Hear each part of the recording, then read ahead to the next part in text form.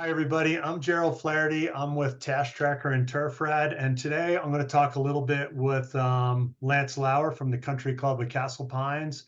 So, Lance, how you doing today? I'm doing well, thank you. All right, Lance. So, Lance, I was just going to ask you a few questions and just kind of talk a little bit. We like to put this in our newsletters at turfRad. So, let's start out with the obvious. How long you been at Castle Pines? It's been my sixth season here at the Yeah. Country Club of Castle Pines. Yes. I didn't move around a whole lot in my career, but I moved around enough when I took over a place. I always, looked at certain things and looked at some challenges. What were some challenges you kind of stood out to you at Castle Pines?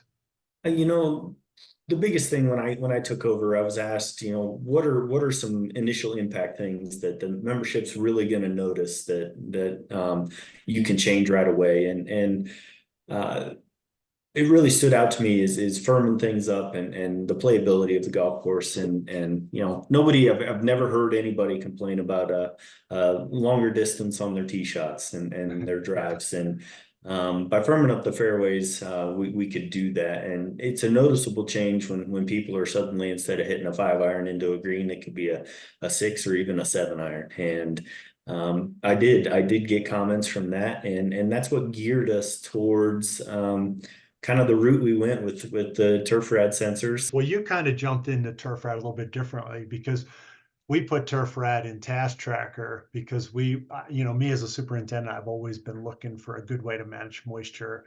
Good as in effective, efficient, and easy enough to use, where you're not piling on a bunch of labor. So that's why we went into Task Tracker. But you kind of you took TurfRad first, and then Task Tracker was a secondary It bonus for was you. So I'll say bonus. I noticed you use it pretty good. So yeah, it's all been nice, though. The whole aspect of both tools, I will say, have been a nice change for us. And what I like best, I actually meeting with the club president last week, I was able to show him some of the reports of we created the kiosks here in the shop, and it's a learning curve with the staff and getting them to punch into that and understand why. But after you explain it to them and you explain to them, when I ask for X amount of dollars in labor in the budget, if I can provide these reports to back me up when I do provide them that number, it's hard for them to say no. And even yeah, if they do say no, they have the dollar figures right in front of them. And it's the next question is okay, well, you put the ball in their court. What do they then want to cut? And then exactly. they Well, I understand. did that. I did that during COVID because our initial reaction at the club was to cut everyone's budget because we didn't know how it was going to affect. And I went in with my laptop and I put it up on the big screen TV in the boardroom, and I said, "What do you want to cut?" And it was actually pretty cool because you talked about the downturn of golf a few years back, and that was kind of where we kind of came up with the idea for Task Tracker because I did get slammed that year. I wasn't able to defend myself. Um, so what were some of the things? I mean, you talk about turfRad, and I mean, everybody gets it for different reasons. I think most people, I mean, most superintendents just always want to try to use less water and Yep. water a little bit more efficiently. What were some other things you found out about it? The water efficiency and it starts back with again me using that formula from Dr. Krauser is when I send staff out with TDRs to get all these measurements in fairways, tees, greens, approaches. It can be pretty cumbersome and a lot of time and effort into it, and then you sit back and you wonder how thorough were they.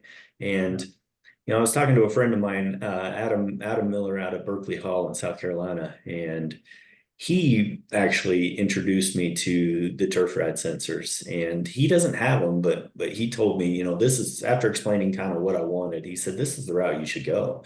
Yeah. And I jumped all in.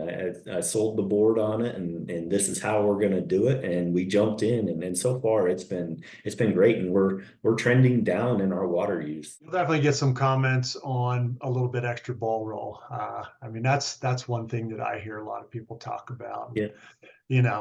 Happy members, you can stay in that office for a good long time. You keep everybody happy. So, well, Yeah. listen, I just wanted to touch base with you a little bit. I mean, Were you gonna say I something? want to just add one more thing too, is with these sensors, and we've only had them for what, about 2 months now. Yeah, Since charging up the system, we've noticed 3 or 4 sprinkler heads that were weeping based off the maps, just because you can see the highlighted blue in those areas. It's been nice to see, and even in hot spots. Right after the winter comes in, and you're charging laterals, I found actually 3 laterals that didn't get turned on completely. And what was happening is they were just cracked. Those heads would pop in the evening or whenever we were running them, and they'd run full pressure for 30 seconds, and then there'd not be enough water in there. And we yeah. we pinpointed those from the maps. So from various different aspects, these sensors have been wonderful for us so far. We appreciate having you on board, and obviously, if you have any questions, just give us a holler. So again, Lance, thanks so much. Sounds great. Thank you. Okay, thanks. Bye-bye.